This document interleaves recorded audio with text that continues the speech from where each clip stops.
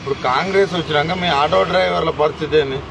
ఇప్పుడు కాంగ్రెస్ ప్రభుత్వం వచ్చినాక ఏమైందంటే ఫ్రీ బస్సు పెట్టినాడు. ఫ్రీ బస్సు పెట్టి ఒక 50 రూపాయల గిరా కూడా ఎక్కట్లేదు. ఎందుకంటే మొత్తం ఫ్రీ బస్ అని గంట సేపు వెయిట్ చేస్తున్నారు లేడీస్. ఆ లేడీసే ఆటోలు ఎక్కువ వెళ్ళేది. ఫ్రీ బస్ కోసం వెయిట్ చేస్తున్నారు. ఫ్రీ బస్ కోసం వెయిట్ చేస్తున్నారు. ఈ ఆటోల పరిస్థితి దారుణంగా అయిపోయింది. తర్వాత ఏంటంటే ఇప్పుడు మా తెలంగాణ డిస్టిక్ లో మన చాలా మంది స్టడీ చదువుకున్న వాళ్ళు చాలా మంది ఉన్నారు. వాళ్ళు ఏం పని జాబ్ లేక ఇదే ఆటోలు నడుపుకుంటున్నారు. వాళ్ళని రకరకాలుగా మళ్ళీ ట్రాఫిక్ అంటే తెలంగాణ ఉద్యోగాలు దొరకక ఈ ఆటోలు నడిపించే వాళ్ళకు కూడా ఏమంటే ఈ ఫ్రీ బస్సు పెట్టడం వల్ల వాళ్ళకి దాంట్లో ఆటో నడపక అది ఇబ్బందా? మార్పు మార్పు అన్నారు, రేవంత్ రెడ్డి అన్నారు. అరే నేను చెప్తున్నా కదా, నేను కూడా రేవంత్ రెడ్డి ఆయనది ఒంగూరు మండలము, నాది ఉప్పుడుంతల మండలం. డైరెక్ట్ చెప్తున్నా, ఏం మార్పు లేదు. కేసీఆర్ చేసింది మొత్తం అదే ఉంది. సిరిప్ ఈయన ఏంటంటే సీట్ లో కూర్చున్నాడు, ఈయనది సంపాదించుకుంటున్నాడు బాయ్. ఆ మీడియాలో వేస్తే ఆయన నా మీద కేసు అనే వేసుకొని ఏమన్నా వేసుకోండి, నో ప్రాబ్లం. ఆయన నల్లమల్ల ముద్దు బిడ్డనే, నేను నల్లమల్ల ముద్దు బిడ్డనే. ఈ కాంగ్రెస్ ప్రభుత్వం వస్తే మారుతుందో అని చెప్పి మా ఫ్యామిలీలో మొత్తం ఒక 500 ఓట్లు ఉంటాయి. 500-600 ఓట్లు మొత్తం గుంజినాము కాంగ్రెస్ కి. కాంగ్రెస్ చెయ్యి ఓటుకి గుర్తేసి చేతి కూడా విక్కున్నట్టు అయింది పని, అంతే, ఏం లేదు. మళ్ళీ జిందగీలే నేను కాంగ్రెస్ కోటేను, జిందగీలేను ఏనంతే. అరే మొదలు కలిసిపోయింది. ఫ్రీ బస్ పెట్టినాక ఆటో ఉన్న ఆటో ఫైనాన్స్ వాడికి ఇచ్చేసిన.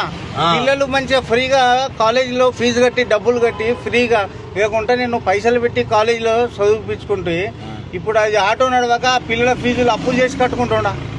చెప్పు మరే మీకు అందరికి డబ్బులు ఇద్దామని చూస్తున్నాడు కానీ ఆయన దొంగను చూసినట్టు చూస్తారట.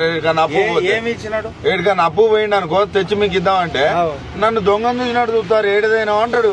మరి ఈయన మీద నమ్మకం లేదు అది. ఎందుకంటే ఈయన ఎంత ఉంది కదా ఈయన ప్రభుత్వం చేసేది. మీ జిల్లా అయినా కదా, కొంచెం మెచ్చుకోవాలి కదా. మీరు ఏం మెచ్చుకుంటావా? వాళ్ళు వెనుక కాంగ్రెస్ లీడర్ అనే వాళ్ళే మెచ్చుకుంటారు. కానీ ఈ మామూలుగా నార్మల్ ఉన్న ఎందుకు మెచ్చుకుంటారు? ఎవరు మంచి చేస్తే వాళ్ళని మెచ్చుకుంటారు. మనోడు అని ఓటు ఇచ్చినాం, ఏం లేదు. కేసీఆర్ ఉన్నప్పుడు నయం, అదే 100% నయమన్నా. నేను హ్యాండిక్యాప్ట్ ని కేసీఆర్ ఇచ్చిన పింఛన్ డబ్బులతో ఆటో కొనుక్కున్నా, పింఛన్ డబ్బులతో ప్రజలను చదివించుకుంటున్నా. ఇప్పుడు 6,000 ఇస్తా అన్నాడు ఈయన వచ్చి. మీకు నాతులు పీకి ఇస్తాడు, మనం తీసుకోవాలి. అంత పెద్ద మాట్లాంటాను అంతే ఉన్నదే. పోయేందుకు ఉన్నది చెప్తున్నా. హ్యాండిక్యాప్ 6,000 అన్నాడు కదా. అరే నాతులు పీకి ఇచ్చినాడు, నేను అకౌంట్లో వేసుకున్నా, మొత్తం ఏముండయి. వాడి బొంద వాడేమి ఇస్తాడు. మళ్ళీ ఎలక్షన్ వచ్చేసరికి ఏదో ఒకటి చెప్తాడు, అన్ని పెడతాడు. పబ్లిక్ కూడా ఆలోచించాలి. ఈ ఫ్రీ పథకాలని చెప్పి మొత్తము ఇప్పుడు బస్ టికెట్ ఉంది 20 రూపాయలు 10 రూపాయలు. ఒక్కొక్క మహిళకు 6,000 మిగులుతాయి కాదు? మీ ఇంట్లో మహిళకు మిగులుతలే? బస్ ఎక్కిన వాళ్ళకి మహిళలకు ఒక్కొక్కరికి 6,000 మిగులుతాయి. అయితే ఓ పని చేయాలి, ఆడోళ్ళు పనికిని దీంట్లో ఈ బస్సులు తిరగాలి. పొద్దుగులు తెల్లారు పని చేసేది లేదు ఆడోళ్ళకి. వీడు పని పెట్టాడు, బస్సు ఫ్రీ పెట్టి. అదే ఇంటి పక్కల షాపులో ఒక పొరక కొనుక్కున్న ఆమె కూడా బేగం బజార్ వెళ్ళి పొరక కొనుక్కొస్తుంది. పిల్లలకి డ్రైవర్లు కావాలంటే చిన్న పిల్లలకి మదీనా పోయి కొనుక్కొచ్చుకుంటున్నారు. ఇంకొక విషయం కూడా మళ్ళీ వస్తాడు.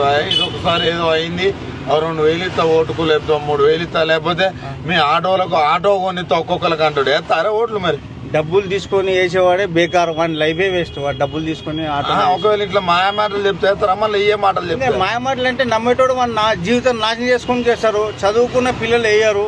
తర్వాత ఎవరైనా పిల్లల భవిష్యత్తు గురించి ఆలోచించేవాడు వేయడు అసలు. ఓకే.